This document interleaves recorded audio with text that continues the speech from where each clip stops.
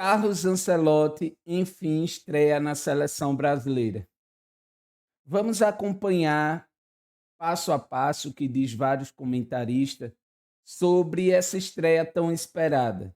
Será que vamos ver alguma solução? Será que vimos algo diferente nesse jogo, na pegada de Carlos Ancelotti? Fique aí ligado até o final e vamos debater junto como foi essa estreia. Então seja bem-vindo à Laje Grande TV, já comenta, curte e compartilha. Vamos começar aí com o pessoal da TNT, o que eles veem, o que eles acharam dessa estreia de Carlos Ancelotti. Uma estreia muito esperada por vários brasileiros, por mim, pela Laje Grande TV. Enfim, vamos ver o que eles têm a dizer. Começa o nosso pós-jogo a partir de agora. A live continua comigo, com o Formiga, com a Monique Danello. Monique, como é que a gente classifica essa estreia do Carlo Ancelotti? Né? Decepcionante, dentro do esperado. Que sensação fica para você do que a gente viu hoje em Guayaquil, Monique? Olha, Jorge, eu acho que é até difícil colocar dentro de uma caixinha ou de outra, porque é claro que tem um quê de decepção, porque a expectativa era que o Ancelotti pudesse trazer uma mudança, nem que fosse anímica ali, e que a gente visse alguma coisa diferente nesse primeiro jogo. Mas também não dá para excluir totalmente a caixinha do era o que se esperava, porque é muito difícil fazer uma mudança drástica de uma seleção que vem sofrendo há bastante tempo para conseguir não só resultado, mas principalmente desempenho. Então, é difícil pensar, apesar da expectativa criada no Ancelotti, que com pouquíssimo tempo de trabalho e com nem tanto conhecimento do material humano por completo que ele tem nas mãos, que ele conseguiria fazer uma transformação absoluta e que hoje o Brasil ia chegar e ia acabar com o jogo. Então eu acho que sim, tem um quê de decepção, porque a expectativa é muito grande de que o Ancelotti pode transformar o futebol da seleção brasileira, mas também está dentro do esperado, porque esse é o futebol que a gente vinha vendo o Brasil jogar nas últimas rodadas de eliminatórias. Como eu disse aqui, eu estava lá em Curitiba, naquele Brasil e Equador, que o Brasil venceu por 1-0, foi a primeira data de eliminatórias do Dorival, e o segundo tempo foi um segundo tempo nessa pegada de hoje. Talvez a diferença é que naquele jogo o Brasil tenha sofrido um pouquinho mais e o Equador tenha tido possibilidades maior de empatar o jogo com o Brasil. Mas foi um segundo tempo muito ruim também.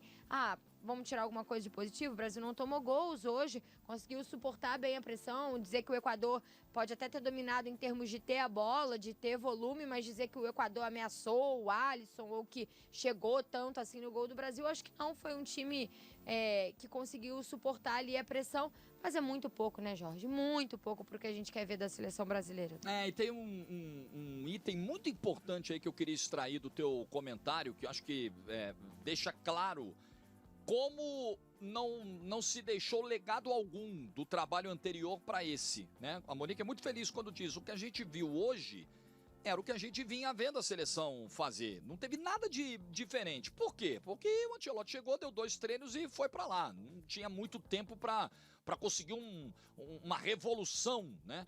O jogo de hoje ele mostra dificuldades que o Brasil enfrentou nesse 1 ano com o Dorival, nos 6 meses lá do Diniz. Mostra que, Monique, tem muito trabalho a ser feito ainda num tempo muito curto, né? Não tinha nenhuma espinha dorsal de time, assim, porque se a gente for parar pra pensar, quando o Dorival vai pra Copa América, que é o único período que ele teria 45 dias antes de uma Copa do Mundo, ele vai tentando montar uma base ali pra depois ele ir, né, fazendo ajustes e tudo mais. Muitos jogadores que ali estavam nem estão mais. Óbvio, muitos jogadores estão machucados, tem um desfalque do Rafinha, mas assim, é o que você falou, não tem uma estrutura que ficou do trabalho anterior e que dá para aproveitar com o Ancelotti tentando fazer ajustes. É uma situação assim muito delicada, é um momento em que o Brasil não consegue jogar e o Ancelotti pega isso, tem 3 treinos, 2, né? Porque no primeiro ele não tinha quem jogou a final da Champions, nem quem jogou domingo pelo Brasileirão, então ele teve literalmente 2 treinos para tentar no campo fazer alguma coisa, além de mostrar vídeo e fazer com que o Brasil tentasse uma melhora. Se a gente puder destacar pontos positivos, acho que o Vini, que a gente está vendo falar agora, é um ponto positivo, porque Talvez foi um Vini que tentou mais ou que demonstrou um pouco mais de confiança por ter o Ancelotti ali à beira do campo, mas ainda é muito pouco. Como eu disse, assim, a expectativa é muito grande de que o Ancelotti possa transformar. Eu, para mim, tinha certeza que não ia ser imediato, mas eu esperava pelo menos uma atitude um pouco diferente só por esse componente novo, né, sobre essa novidade que era ter o Ancelotti ali no comando da seleção. E aí, vocês concordam com a opinião dela? Eu concordo em partes, né? De fato, o material do que o Brasil vem jogando, como o cara falou, ela foi feliz nisso mesmo, nesse comentário. É o que nós temos, é o que a Laje Grande TV vem afirmando aqui em vários vídeos. Vou deixar aí no card um, vocês podem acompanhar. E é o que nós temos. Pessoal, não tem como tirar leite de pedra. Não tem como tirar leite de pedra. É esse material humano que nós temos. O que nós precisamos é ver taticamente em campo esse jogador de qualidade. Ela falou que Vini Júnior teve mais força de vontade, teve mais. Não, eu não vi isso. Não vi isso. Eu não vi o Vini Júnior que joga no Real Madrid jogar na seleção. Ah, mas no Real Madrid é diferente, porque o Vini Júnior tem qualidade no meio de campo que passa com qualidade. Não estou falando no coletivo. O coletivo contribui, mas o individual dele tá faltando muito. Ele errou muita bola, ele errou muitos dribles, coisas que dificilmente ele erra no Real Madrid. Faltou o Rafinha do Barcelona, mais participativo, que se movimenta mais. Porém, a partir do Rafinha pode ser a tática de Ancelotti, né? Como ele joga dentro do esquema tático de Ancelotti. Mas Vini Júnior não, ele joga na mesma posição, joga no mesmo lugar, essas coisas. Não vejo. Desses dois, principal. Eu acredito, mais uma vez, repito, vai estar aí no card, que falta o meio-campo novamente para articular a bola, para fazer a bola girar com qualidade. Falta um meio que quebre as linhas, tá entendendo? Que não espere só o individual de Vini Júnior, Rafinha e Estevão, que já vou comentar sobre ele. E jogou muito. Jogou o que joga no Palmeiras. Quando teve a oportunidade de colocar para cima, foi.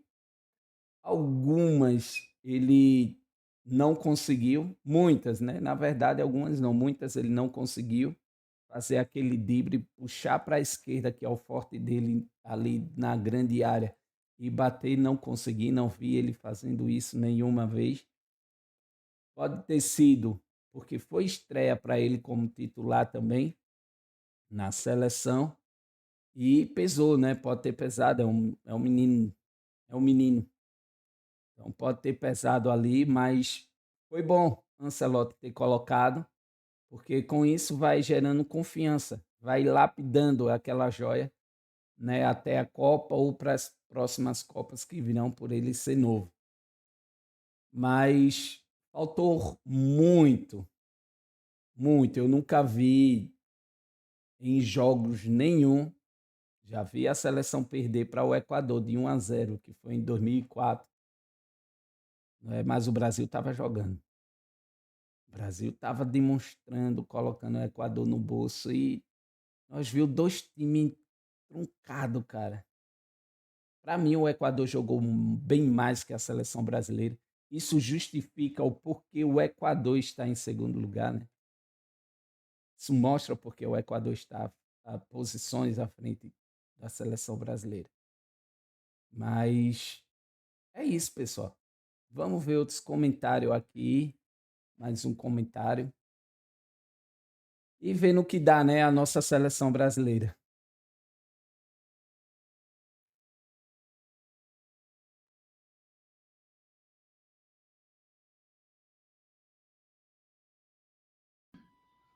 Ó, seguinte, se fosse o Dorival a porrada ia cantar nas avaliações. Ó, seguinte, se fosse o Dorival, a porrada ia cantar nas avaliações do jogo do Brasil, que foi um jogo nota 5, assim, com muita boa vontade. Porém, é compreensível que as avaliações sejam diferentes. E aí eu vou explicar melhor depois da vinheta. Nunca pensei em ser perfeito, mas vou correr pelo direito. Fala, moçada, beleza? Ó, Bruno Formiga na área aí. Nada mais convidando você, se gostou do conteúdo, se inscreve aí, véio, toca na notificação, dá o like se gostou, se não gostou, dá o dislike, comenta, compartilha, interaja de alguma forma, porque é o seguinte, o Brasil jogou contra o Equador e empatou em 0-0, um jogo muito ruim de se assistir, né? Enquanto entretenimento, enquanto passatempo, foi torturante, foi ruim, um jogo pobre, ofensivamente nulo quase das duas equipes. Tem explicações para isso? Talvez. Era um jogo fácil para o Brasil? Não. Era o melhor cenário para o Ancelotti estrear? Também não. Tem pontos positivos? Tem. Tem pontos positivos. Que talvez sejam melhor vistos, porque é o Ancelotti que está ali à frente, e acho que, num primeiro momento, a chegada do Ancelotti vai fazer com que a avaliação seja um pouco mais branda, as pessoas tentem racionalizar um pouco mais a avaliação e ela seja menos estomacal. Porque, obviamente, o Brasil pegou um adversário difícil, fora de casa, atual vice-líder das eliminatórias, um time melhor treinado. Ou seja, no atual contexto da seleção, que está em crise, que vem de trabalhos sucessivos muito ruins, que vem de jogos muito ruins, era incompreensível que o jogo fosse difícil. Acho que era um caminho natural até. E não adianta se pegar aqui, porque antigamente o Brasil ia esculachar o Equador, ia golear. A gente está neste momento, nesta realidade, e hoje o contexto é esse. E aí você pega um técnico que nunca trabalhou com seleção e que nunca trabalhou fora da Europa, vindo para a América do Sul. Tudo desenhado para uma estreia complexa e com problemas. Isso acabou acontecendo. Mas, de novo, tem pontos positivos e tem vários ruins. O resumo é, o Brasil fez um jogo na média daquilo que ele vinha apresentando desde a Copa de 2022. Se você pegar da Copa de 22 para cá, o pós-Copa do Brasil, que foi muito bagunçado, pessimamente gerido, na média o Brasil jogou isso aí. Não jogou muito mais do que isso. Teve um lampejo aqui, um primeiro tempo acolá, 15 minutos ali, e assim foi.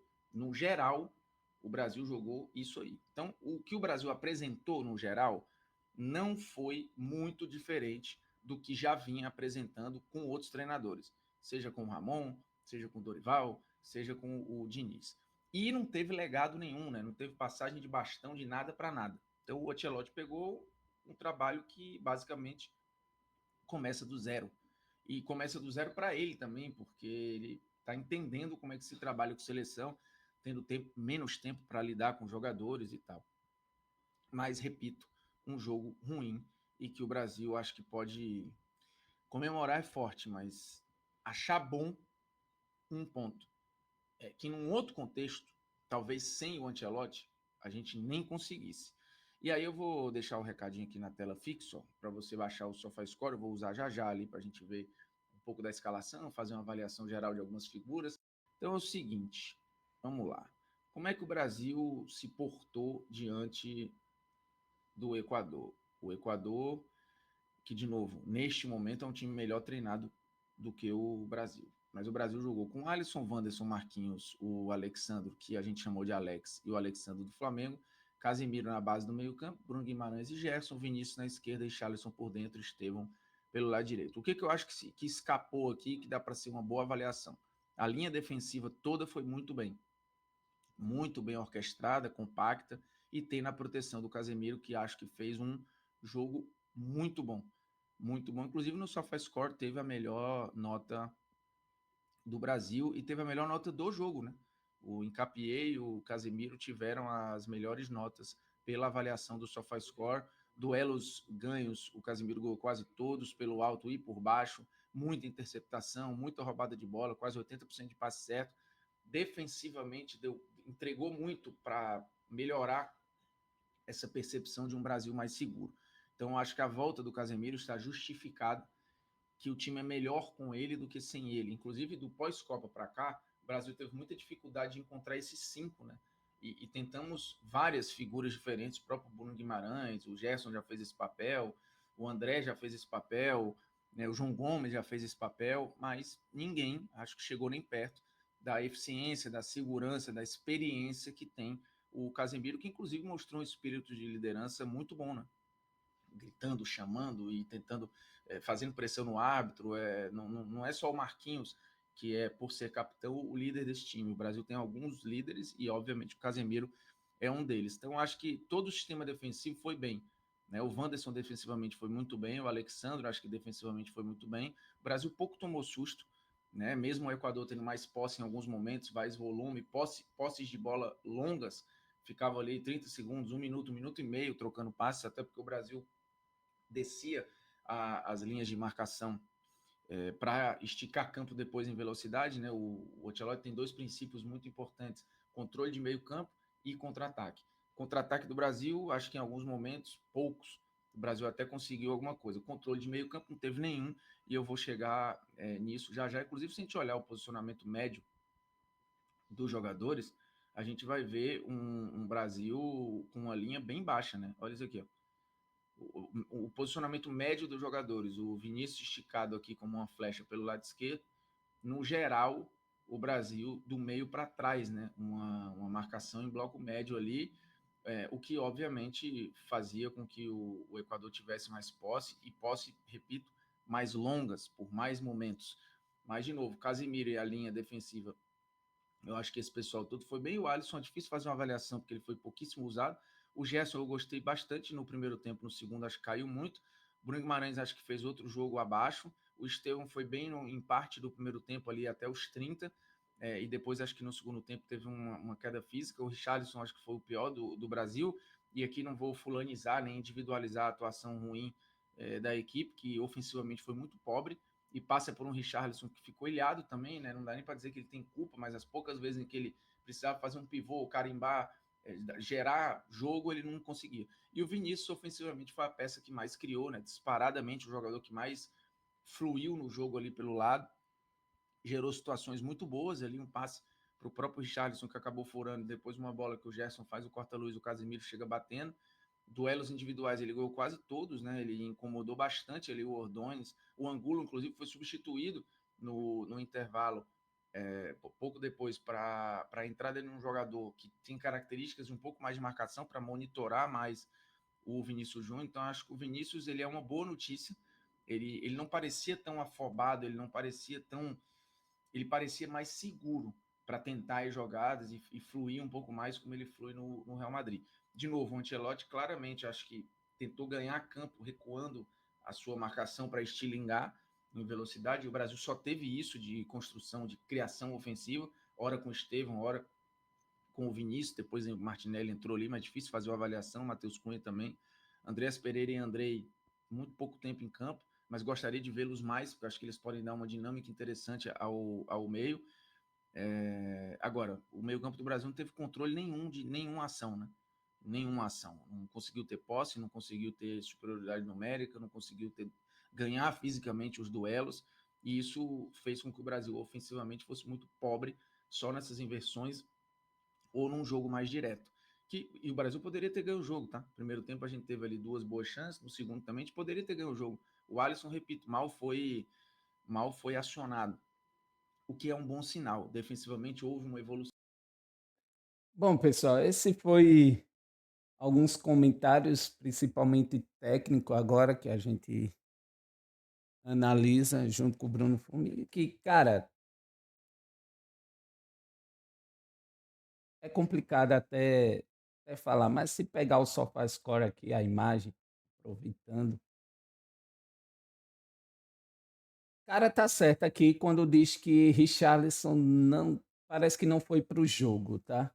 Não vou comentar da maneira que ele comentou, mas o Brasil estava com um a menos. Não chegava a bola para ele, não vi se ele pegou na bola. Cara, eu assisti o jogo, tá, pessoal, para poder comentar aqui com vocês e digo, foi complicado. muito difícil ver o Brasil jogar. Alisson não teve, poxa, grandes defesas, porque ele está certo quando argumenta que o Equador ele dominou o jogo, mas não fez, poxa, fazer Alisson trabalhar, né? A defesa foi excelente. Aqui a defesa da seleção está excelente, está de parabéns. Casemiro, como ele falou, jogou o bolão no meio do campo. Bruno Guimarães foi bem, Gerson foi bem, né? Não foi tão bem quanto o Bruno Guimarães, não baseado nos pontos aqui, que eu não sei nem como é que é feito esses pontos, tá? Mas de fato o Bruno Guimarães jogou bem. Vinícius Júnior estava mais solto, mas como eu falei, ainda não é o Vinícius Júnior que ganhou a bola de ouro. Não é. Não é de jeito nenhum. Cara, precisa mais trocar, né? Aqui Controle de meio. e aqui, né? E Gerson. Bruno Guimarães e Gerson. Precisa trazer outros jogadores para ver como é que tem, como é que se comporta, se a seleção cai de rendimento ou não. Para isso, temos tempo, né? E ver isso sem ser nos treinos. Que nos treinos eu garanto que Ancelotti faz isso. Mas em jogo mesmo para ver como é, né? Que na hora do vamos ver é outra coisa, né? E também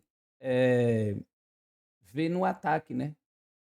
Continuar com o Estevão, mas trocar ali em determinados jogos, momentos, não iniciar com o Estevão. Richarlison procurar outro também, mas difícil é achar outro. Essa é a verdade. É o que nós temos de material humano. Então é isso aí, pessoal. Segue, comenta, compartilha, tá? Ativa o sininho para ficar por dentro de tudo que acontece na nossa seleção brasileira. Então é isso. Um abraço, tá, para vocês. Falou. Fui.